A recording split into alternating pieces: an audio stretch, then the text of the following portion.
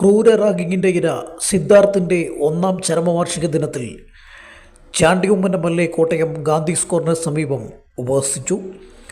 Kottayam nursing college ഹോസ്റ്റലിലെ ragging വിരുദ്ധ പ്രതിഷേധങ്ങളെ അടിച്ചമർത്തുന്ന police നടപടിയിൽ പ്രതിഷേധിച്ചായിരുന്നു ഉപവാസം. തിരുവഞ്ചൂർ രാധാകൃഷ്ണൻ MLA സമരം ഉദ്ഘാടനം ചെയ്തു. അഴിഞ്ഞാട്ടം നടക്കുകയാണ്.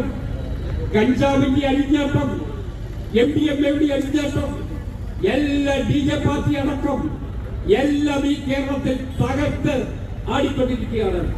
ഇവിടെ ചോദിക്കാൻ ആളില്ലേ? അതിനു തെറ്റാണ് എന്ന് പറയാൻ ആള് വേണ്ടേ? ആ രൂപത്തിലൊരു നടപടിയും ഉണ്ടാകുന്നില്ല എന്നുള്ളതാണ് നമ്മുടെ പ്രധാനപ്പെട്ട പ്രശ്നം.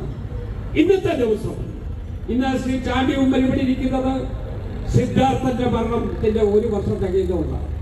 സിദ്ധാർത്ഥന്റെ മരണത്തെ കുറിച്ച് നിങ്ങൾക്ക് എല്ലാവർക്കും അറിയാം. ഈ ഗവൺമെന്റ് സിദ്ധാർത്ഥന്റെ മരണത്തിൽ ആ കേസിലെ പ്രതികൾക്കെതിരായിട്ട് എന്ത് നടപടിയെടുത്തത്? ആദ്യം വലിയ ആവേശത്തോടു കൂടി വീശി അടിച്ചു. ഇപ്പോൾ ഞങ്ങൾ എല്ലാ തകർത്തകളെയും എല്ലാവരെയും കീഴ്പ്പെടുത്തി കളയുമെന്ന് പറഞ്ഞു. അവസാനം സിദ്ധാർത്ഥന്റെ കേസിലെ പ്രതികൾക്ക് ജാമ്യം കൊടുക്കുന്നതിന് വേണ്ടി പബ്ലിക് പ്രോസിക്യൂട്ടർ കണ്ണടച്ചു കൊടുത്തു കോടതിയിൽ എന്നുള്ളത് ആർക്കാണ് അറിയാൻ പാടില്ലാത്തത്. അതുകൊണ്ടാണ് കോടതി സിദ്ധാർത്ഥന്റെ പ്രതികൾക്ക് ജാമ്യം കൊടുത്തത്.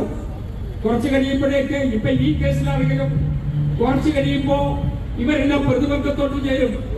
എന്നിട്ട് പ്രതി പാവമല്ലേ, അവരും പഠിക്കട്ടെ, അവൻ അച്ഛനും അമ്മയും ഇല്ലേ, അവന് ബുദ്ധിമുട്ടുകളില്ലേ എന്ന് പറഞ്ഞ് പ്രതിക്ക് അനുകൂലമായ വാദഗതിയും കുറച്ചു കഴിയുമ്പോൾ ഇവരെല്ലാം നിരത്തും.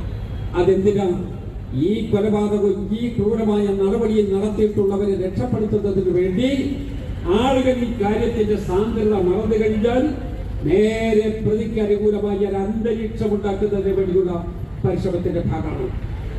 ആന്റോ ആന്റണി MP, മുൻ മന്ത്രി KC Joseph, DCC president Nattakam Suresh, block Congress പ്രസിഡന്റുമാരായ സിബി കൊല്ലാട്, ജയചന്ദ്രൻ ചീരോത്ത് എന്നിവരും സംസാരിച്ചു. നൂറുകണക്കിന് പാർട്ടി പ്രവർത്തകർ ചാണ്ടിയുമ്മനെ ഷാൾ അണിയിച്ച് അഭിവാദ്യം അർപ്പിച്ചു.